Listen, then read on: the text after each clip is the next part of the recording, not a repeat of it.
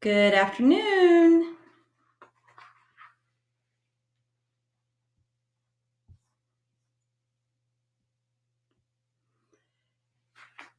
Good afternoon, Facebook people.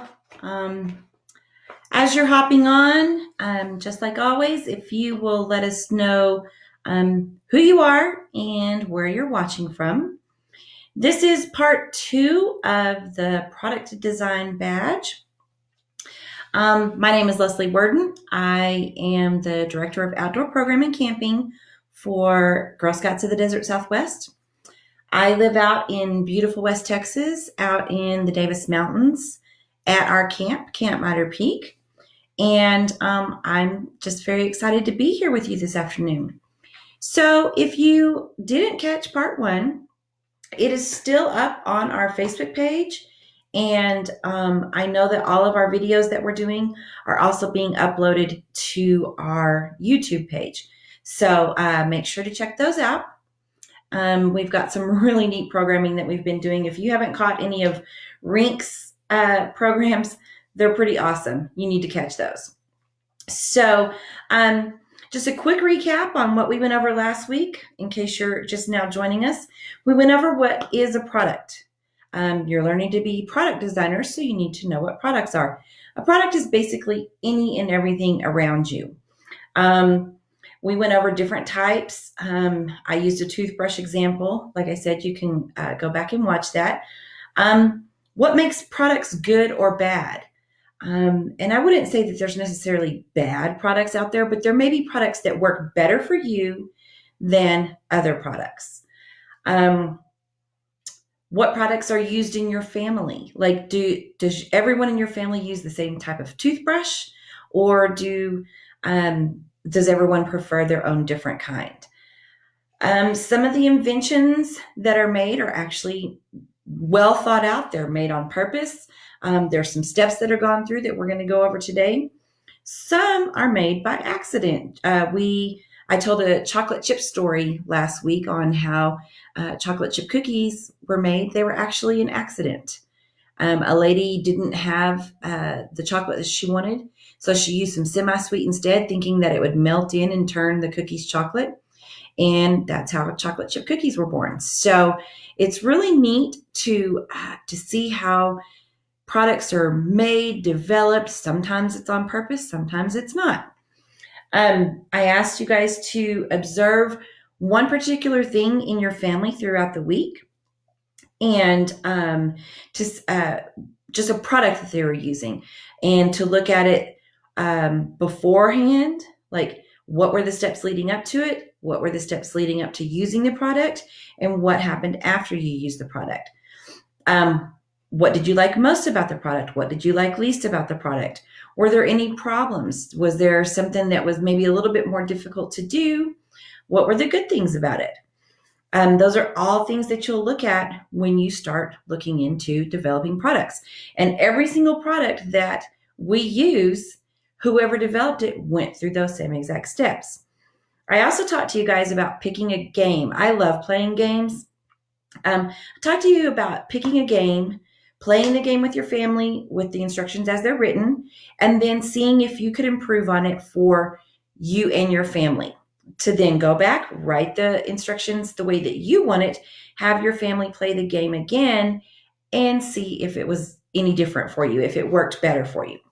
So those are just a few of the things that we went over last week. We're going to move on this week to train of thought just out the window. We're going to, we kind of got into this last week. I want you to pick a particular product. Like I said, we talked last week. I used a toothbrush as an example because I have different toothbrushes depending on where I'm going to be. So, okay, let me just find something here. Let me find something that I can use here. So we'll just take this water bottle. I use this water bottle a lot. What is it used for, and how is it used? Well, it's used to put water in. I particularly like the wide mouth because if I typically drink everything room temperature, but if I wanted to add ice in here, I could add ice down in and it would be good. I also like that. Let me see if I can get it up here. Wait, I'm not turning it the right way. I also like that it shows how much water I have drank throughout the day. So find a product. It can be any product that you have in your house. Okay. See what it's used for. See how it's used. Um, for example, let's talk about a backpack. A backpack has a handle. It's also got straps on it, but they all typically have a handle. Now, some people may use that handle to carry it. Some people may clip pins on it.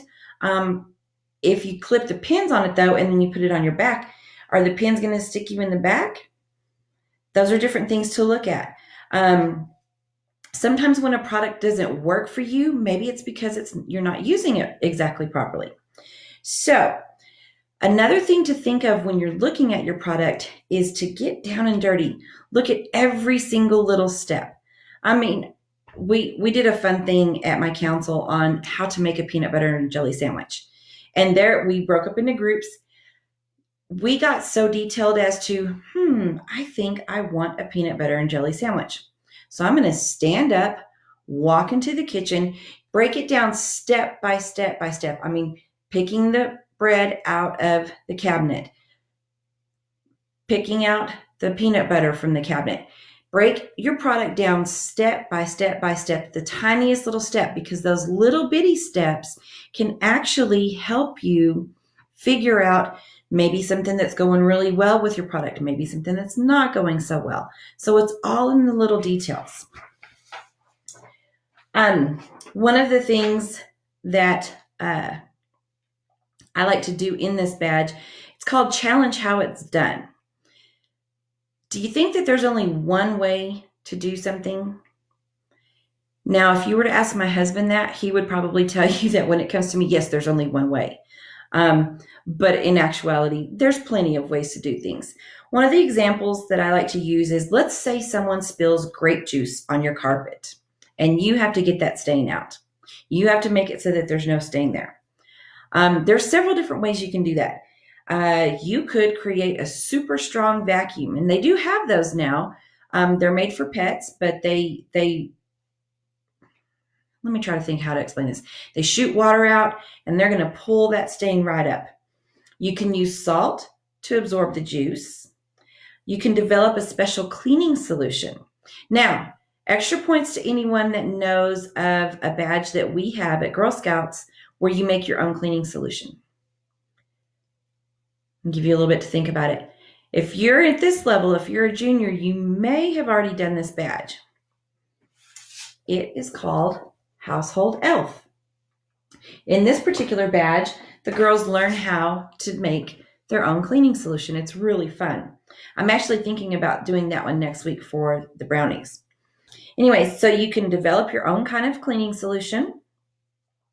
Some of the more out there ones, and I actually know people that would do this, you can create carpet tiles. You know, you can buy little carpet tiles at carpet stores and replace tiles when they get dirty.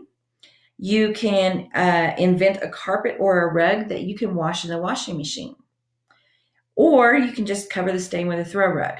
So see, there's all different kinds of ways to fix the same problem. So that's what they call troubleshooting, trying to figure out different ways to handle a certain situation. So let's say you have a product, whatever product it is that you choose.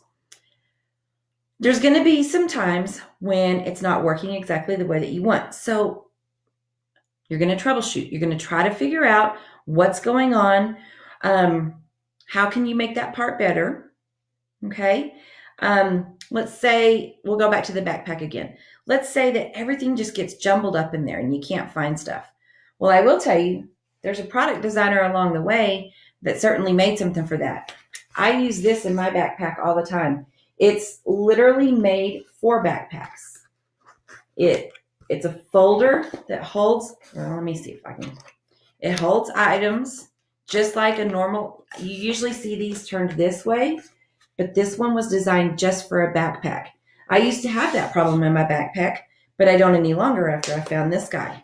I love this thing. Okay, so that's troubleshooting, just finding different ways to make your product work. Okay, let's see here. Rink just discovered she can make jam in her bread maker. Okay, we're going to have to talk about that one, sister. Okay, so after you've chosen whatever product that you want to make, and it could be something that you just make up off the top of your head, it can be something that you're improving on that you already have. So here's my challenge to you. I want you to make a 3D model of this product. Now, you can use cardboard, you can use paper, you can use dough, you can use fabric, any other appropriate materials that you happen to have in your house. Just build a model of what your product is. Now, also on a piece of paper, be prepared to label the parts. Like, have you ever bought something new and it shows you how to put it together? There's always the page and it'll say A is this, B is this, C is this. So you're going to label the parts of the product that you make or that you redesign. Then you're going to test that product out. You test it out, have your family members test it out, see how it works, because I can guarantee you it's going to work different for every single person. In the observation that we were supposed to have done throughout the week, I did notice there's certain things that I do one way that my husband does completely different. The end product is still the same. The dishwasher still gets loaded. He puts dishes in the dishwasher a certain way. I don't use dishwashers. I wash dishes and then put them in there to dry. But he loads it very different than I do. But you know what? They all still get clean. Okay. So when you do have someone look into your product, if it doesn't work exactly right for them, don't get your feelings hurt. Don't feel like it's a failure, because you need that kind of feedback for when you're truly making a product. If, let's say, so I'm sitting in front of a computer right now. If the first person that designed a computer got upset because it didn't work for one person the way that it worked for them, and they just quit, they're just, no, it's not going to work. No, whatever. Where do you think we would be now, especially during this social distancing when we're doing everything virtually? It wouldn't have been as amazing as it is now. So if something doesn't work for, say, your mom or your sister, the way that it works for you, put that in your notes so that you can try to figure out how to make your product work for you and for everyone else. That's actually very valuable feedback. So don't take that as a failure. So those are the final steps that you will need to get your inventor. No, I did inventors this morning. I need to get into the proper time frame to get your product design badge. It goes a little bit slower when you are face to face. And as you know, we're girl led. So there are some steps that if you were to do this in person that you would be able to choose from. I just chose some of the ones that when I've done this badge in the past, the girls have chosen. So I hope that you'll continue to work on this badge and make sure that you send all of your completed work to your troop leader. Thank you for tuning in with us. This has really been a learning experience for us, but we're so glad to be able to present this for you. Based on that, we do want to know what you want. What are some things that you would like to see in the future? As this badge is wrapping up, there'll need to be new things coming up next week. Now, if you have not, like I said earlier, if you haven't caught some of Rink's, and it looks like she's on here, if you haven't caught some of Rink's lives, you need to. She's done some really interesting things, and she's hilarious when she does it. So let us know. I can't guarantee that we'll be able to do every single thing that you request, but I can guarantee that we'll look into it and see if it's possible. Okay, so thank you for tuning in. Make sure to go to our Facebook page to see what's coming up. There is a link on there that takes you to our website that will give you the actual calendar of things to come so that you can mark it down. Even if you write it down in your little book that you're doing your product design in, that way you don't forget. So make sure to tune in. get notifications from us, and we'll be seeing you soon. Thank you.